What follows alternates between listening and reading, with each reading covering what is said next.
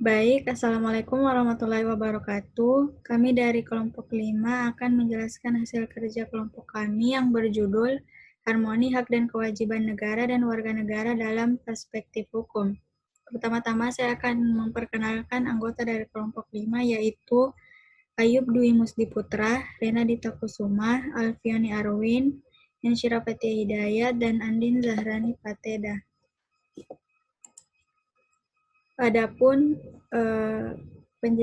pokok pikiran dari penjelasan kami hari ini yaitu yang pertama definisi hak dan kewajiban, yang kedua fungsi hak dan kewajiban, yang ketiga sumber-sumber hak dan kewajiban, dan pandangan hak dan kewajiban dari perspektif hukum. Adapun materi definisi akan dipaparkan oleh Saudari Alfiani Arwin.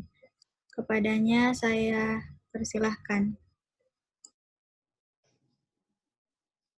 Terima kasih atas kesempatan yang telah diberikan.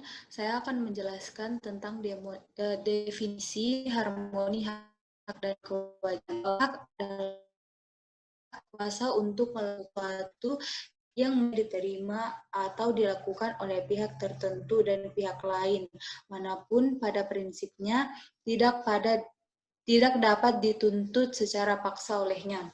Yang kedua, kewajiban adalah beban memberikan sesuatu yang mestinya dibiarkan atau diberikan oleh pihak tertentu dan pihak lain tidak dapat menuntut atau memaksakan kehendak. Kewajiban merupakan suatu yang harus dilakukan menurut Noto Nagoro.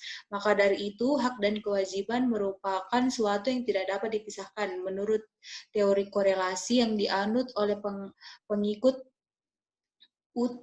utilitarianisme, ada hubungan timbal balik antara hak dan kewajiban. Setiap kewajiban seseorang berkaitan dengan hak orang lain dan sebaliknya. Mereka mendapat bahwa kita baru dapat berbicara tentang hak dalam arti sesungguhnya jika ada kolerasi dengan kewajiban. Hak yang tidak berkewajiban tidak pantas disebut hak. Selanjutnya,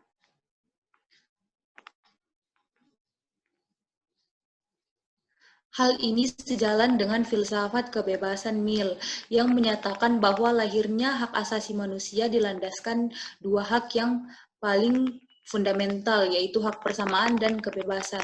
Hak kebebasan seseorang tidak boleh dipergunakan untuk memanipulasi hak orang lain demi kepentingan sendiri. Kebebasan menurut Mill secara ontologis substansi bukanlah perbuatan bebas atas dasar kemauan sendiri, bukan pula perbuatan bebas tanpa kontrol, namun perbuatan bebas yang diarahkan menuju sikap positif, tidak mengganggu dan merugikan orang lain. Selanjutnya, fungsi harmoni hak dan kewajiban negara dan warga negara. Secara garis besar, hak dan kewajiban warga negara telah tertuang dalam Undang-Undang 95 yang mencakup berbagai bidang seperti bidang politik dan pemerintahan, sosial, keagamaan, pendidikan, ekonomi, dan pertahanan. Berikut beberapa fungsi hak dan kewajiban warga negara Indonesia. Nilai persamaan di semua aspek kehidupan dijunjung tinggi dengan tujuan menghindari ketimpangan sosial yang bisa memicu permasalahan di kemudian hari. Di bawah ini beberapa fungsi hak dan kewajiban negara Indonesia.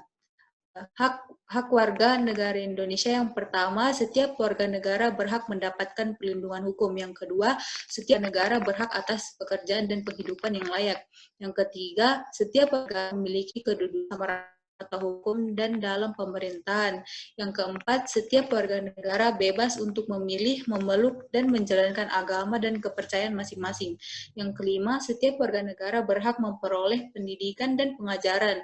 Yang keenam, setiap warga negara berhak mempertahankan wilayah Negara Kesatuan Republik Indonesia dari serangan musuh. Dan yang terakhir, setiap warga negara memiliki hak sama dalam kemerdekaan, berserikat, berkumpul, dan mengeluarkan pendapat secara lisan dan tulisan sesuai undang-undang yang berlaku. Baik, terima kasih kepada Saudari Alfioni yang telah menjelaskan bagiannya. Kemudian materi selanjutnya akan dipaparkan oleh Saudari Renadita Kusuma. Kepadanya dipersilahkan. Baik, terima kasih kepada Saudari Insi. Saya akan menjelaskan materi selanjutnya yaitu mengenai kewajiban warga negara Indonesia. Adapun kewajiban warga negara Indonesia yaitu yang pertama, setiap warga negara memiliki kewajiban untuk berperan serta dalam membela, mempertahankan kedaulatan negara Indonesia dari serangan musuh. Yang kedua, setiap warga negara wajib membayar pajak dan retribusi yang telah ditetapkan oleh pemerintah daerah. Yang ketiga, setiap warga negara wajib menaati serta menjunjung tinggi dasar negara, hukum, dan pemerintah tanpa kecuali serta dijalankan dengan sebaik-baiknya. Yang keempat, setiap warga negara berkewajiban taat, tunduk, dan patuh terhadap segala hukum yang berlaku di wilayah Indonesia.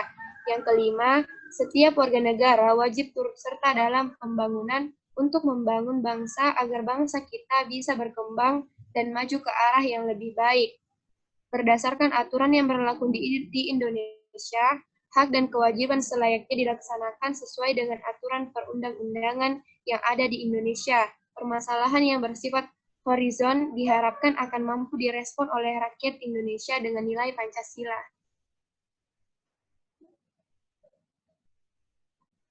Selanjutnya, adapun sumber-sumber yang ada pada materi ini yaitu sumber historis, sumber sosiologis, dan sumber politik. Yang pertama, sumber historis.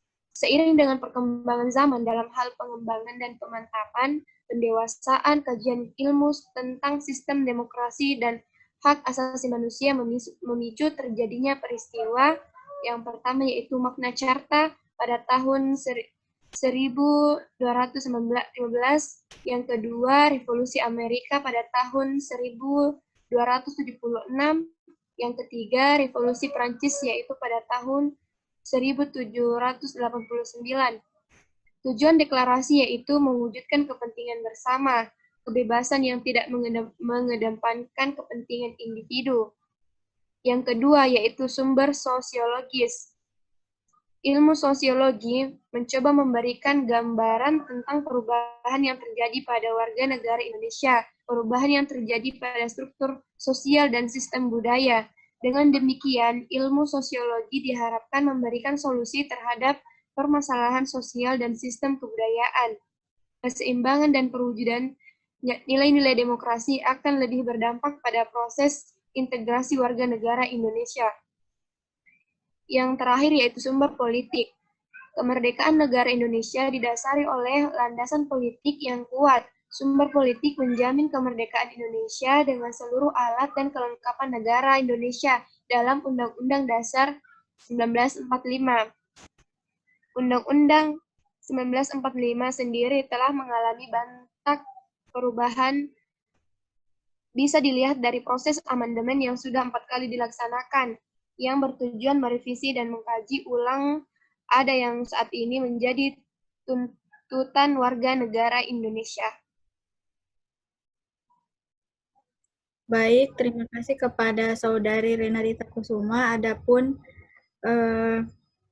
pokok selanjutnya yaitu bagaimana harmoni hak dan kewajiban negara serta warga negara dalam perspektif hukum akan dijelaskan oleh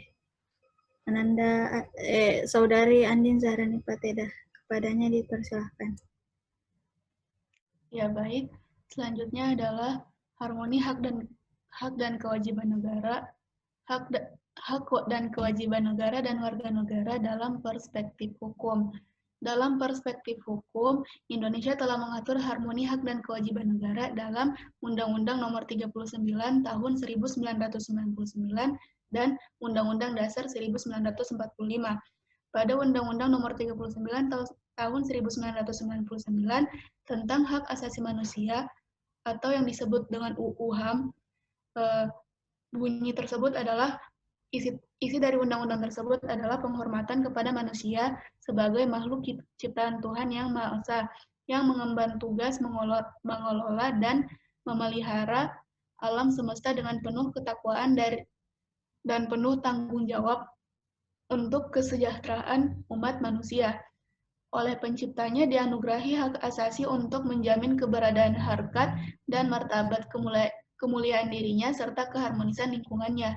Selanjutnya, dasar hukum dari Undang-Undang Nomor 39 Tahun 1999 tersebut adalah yang pertama itu ada dalam Undang-Undang Dasar 1945 Pasal 5 Ayat 1, Pasal 20 Ayat 1, Pasal 26 sampai dengan Pasal 28, Pasal 30 sampai dengan Pasal 32, Pasal 33 Ayat 1 dan Ayat 3, dan terakhir ada Pasal 34 Undang-Undang Dasar 1945. Selanjutnya ada ketetapan Majelis Permusyawaratan Rakyat nomor 18 garing MPR garing 1998 tentang hak asasi manusia. Selanjutnya, hak dan kewajiban warga negara. Sebagaimana tadi yang telah saya sebutkan, hak dan kewajiban warga negara Indonesia tercantum dalam Undang-Undang Dasar 1945, Pasal 27 sampai dengan Pasal 34.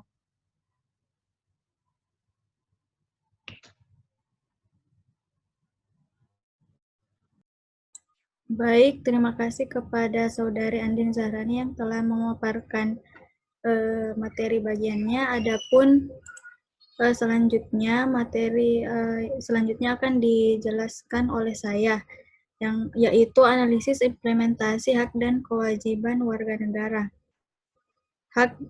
Maksud saya analisis implementasi hak dan kewajiban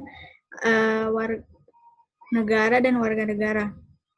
Seperti yang terlihat di slide, terdapat 3 pasal, yaitu pasal 31 yang berbunyi setiap warga negara berhak mendapat pendidikan. Kemudian pada pasal 31 ayat 2, itu setiap warga negara wajib mengikuti pendidikan dasar dan pemerintah wajib membiayainya.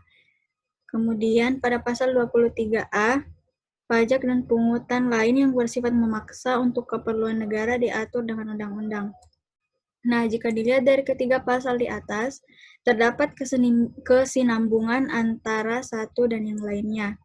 Yang pertama, pada pasal 31 ayat 1 itu memiliki maksud bahwa warga negara memiliki hak untuk mendapat pekerjaan, dan disambung di pasal kedua, dan pemerintah berkewajiban untuk menyediakan dan membiayai pendidikan dasar bagi warga negara. Nah, adapun salah satu sumber pendanaan negara untuk pendidikan itu adalah berasal dari pajak. Nah, itu terdapat dalam pasal 23A, yang dimana pajak merupakan salah satu kewajiban warga negara yang harus dipenuhi. Artinya, kontribusi dan ketaatan warga negara dalam memenuhi kewajibannya sangatlah berpengaruh terhadap pemenuhan hak kesejahteraan warga negara itu sendiri. Sehingga dapat disimpulkan bahwa harmoni antara hak dan kewajiban sangatlah penting dalam kehidupan berbangsa dan bernegara, dan hal tersebut harus dijalankan. Adapun beberapa masalah dalam pelaksanaan harmoni hak dan kewajiban warga negara dan warga negara dalam perspektif hukum. Yang pertama, banyaknya warga negara yang menghindari bahkan tidak membayar pajak. Yang kedua, banyaknya oknum pemerintah yang melakukan korupsi dengan memakai uang rakyat. Yang ketiga, banyaknya terjadi tindak kriminalitas di tengah masyarakat. Kemudian adanya tindakan bullying dalam kehidupan remaja, banyaknya warga negara yang belum mendapat pendidikan yang layak, banyaknya bangunan-bangunan sekolah yang belum memadai, tidak meratanya pembangunan di beberapa daerah di pelosok Nusantara, dan lainnya. Adapun solusi dari masalah pelaksanaan harmoni hak dan kewajiban negara dan warga negara dalam perspektif hukum, yaitu pertama, penumbuhan kesadaran dalam masyarakat tentang pentingnya harmoni dan hak kewajiban dalam kehidupan berbangsa dan bernegara. Kemudian adanya pembuatan sosialisasi pengetahuan tentang hak dan kewajiban warga negara kepada masyarakat. Kemudian adanya penguatan peraturan-peraturan agar baik warga negara dan pemerintah sendiri itu semakin aware terhadap hak dan kewajibannya masing-masing, kemudian membuat dan memperkuat sanksi-sanksi yang diberikan kepada warga negara ataupun oknum pemerintah ketika melakukan pelanggaran baik dalam hak maupun kewajiban. Dan yang terakhir, diperbanyaknya patroli para alat keamanan negara seperti polisi di masyarakat dalam mengurangi tindakan-tindakan pelanggaran hak yang dilakukan oleh antar warga negara. Baik, mungkin hanya itu paparan materi dari kami. Kurang dan lebihnya mohon dimaafkan. Wabillahi taufiq wal hidayah. Assalamualaikum warahmatullahi wabarakatuh.